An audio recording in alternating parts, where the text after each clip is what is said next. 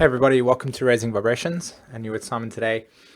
And in this video, I'm going to be talking about intercepted signs and just briefly giving an overview of how to look at your own interception and what is the soul basically trying to develop in this lifetime where there's intercepted signs.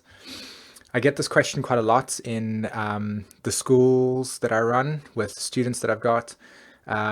I get this question written in YouTube comments, and generally just talking astrology, there's this curiosity around interception and people wanting to know what this means. So today's video is going to be talking about that, and hopefully I can help you out with how to look at this for your own self, okay? All right, so the chart that I've got up at the moment is one where you can see that there is an interception with the house and sign. So there is Sagittarius, the cusp of the Sagittarius sign, and there is the cusp of the Sagittarius sign, okay? And there is a house place, there's the house cusp, and there is the house cusp there. Can you see that? So the house cusp of the 11th, there's the 11, there's the house cusp of the 11th, there's the house cusp ending of the 11th, and the sign of Sagittarius is within that house, okay? So this is what interception means, or intercepted sign means, is that a constellation is within a sign, okay?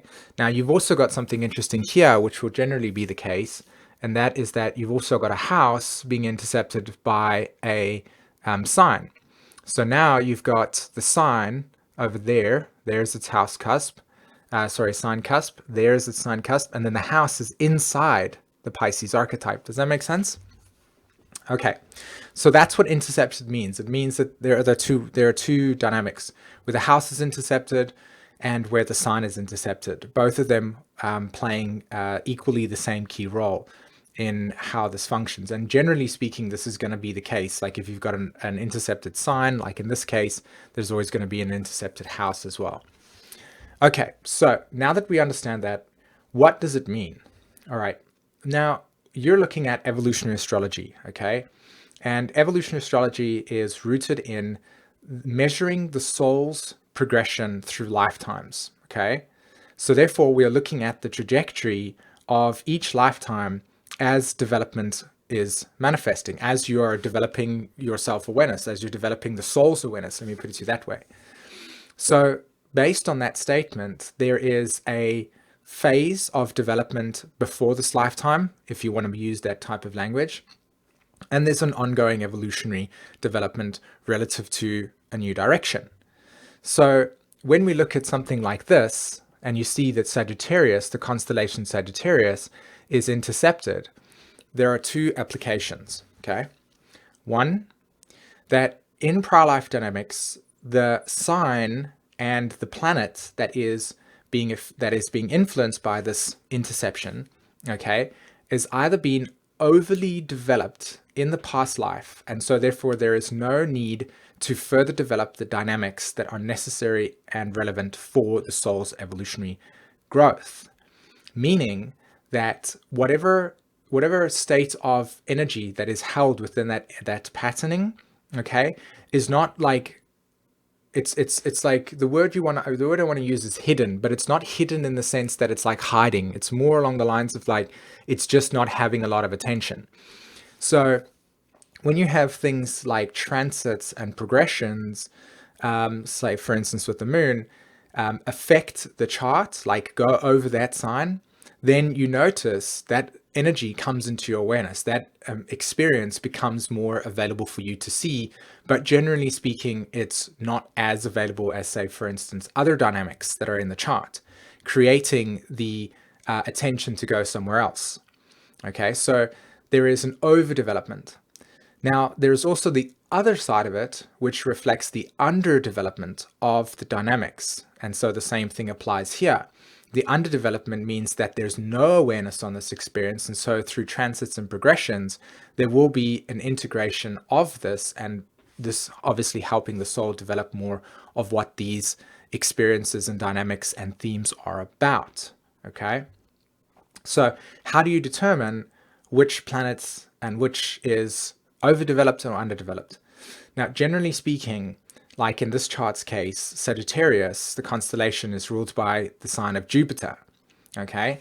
And you can see here that Jupiter is connected to Uranus, it's connected to the South Node. There's a lot of planetary aspects that are being made in this lifetime. So this is something that has been developed a lot in past life dynamics to the point in which there is no need for it to be further developed. There's a lot of attention here in this sense. It's already part of the soul's dynamic. As you can see, the 11th house of the astrological chart and Uranus in evolutionary astrology all correlate to the same archetype. So you've got this thing called repeating themes. The South Node has Jupiter on it. The South Node's also in the 11th house. The South Node is close to Uranus. Jupiter is close to Uranus. Jupiter's in its own sign. There's a really strong dynamic here that's already playing out. Okay? Whereas if, for instance, say Sagittarius was intercepted, because you must remember as well, guys, that when you're looking at this, of course, the other polarity is going to exist as well. In other words, Gemini, right? Gemini is also intercepted here. And there's a lot of stuff that's happening here, okay? You can also see that the nodal axis has squares to the nodes, which implies that this nodal axis has already had dynamics evolving on the past. So there's a lot of attention there. So it's not like it needs to consistently keep growing. It's just like through transits and regressions, consciousness will develop itself. Now, if, for instance, like in this case, Pisces has nothing, okay? This would imply that the second house, through transits and progressions, will become more awakened to the soul, and dynamics around growth will be developing. So the polarity of knowing, is there development or is there no development, comes through, are there planets in that house and sign? Is the planetary symbolism stacked? Is the energy like highly focused and concentrated through aspects, or is there nothing? And when there's nothing, it will generally mean that there is a need to grow in this area. Okay, so it's an amplification of this process. It's a need for emotional development and growth in this experience, okay? So the last thing that I wanted to say just before I end this video is that if you have Pluto in an intercepted sign, then this would imply that there is dynamics here regarding repressed and unresolved desires, and that through transits and progressions, there will be an acceleration of the nature of these desires in order for the soul to activate whatever it has been repressing or not able to fulfill in prior life dynamics, whatever that might mean. Okay, and of course we can't be more specific because in the case of we need to have the chart, we need to be able to understanding the overall holistic dynamics. But that's generally how that works, okay? So that's interception, that's what it means, that's how you define the two. And my suggestion to you, if you want to truly understand what's going on, is really just watch your transits relative to the time when your intercepted signs are being hit, and then watch what happens in your life to get further dynamical understanding, okay?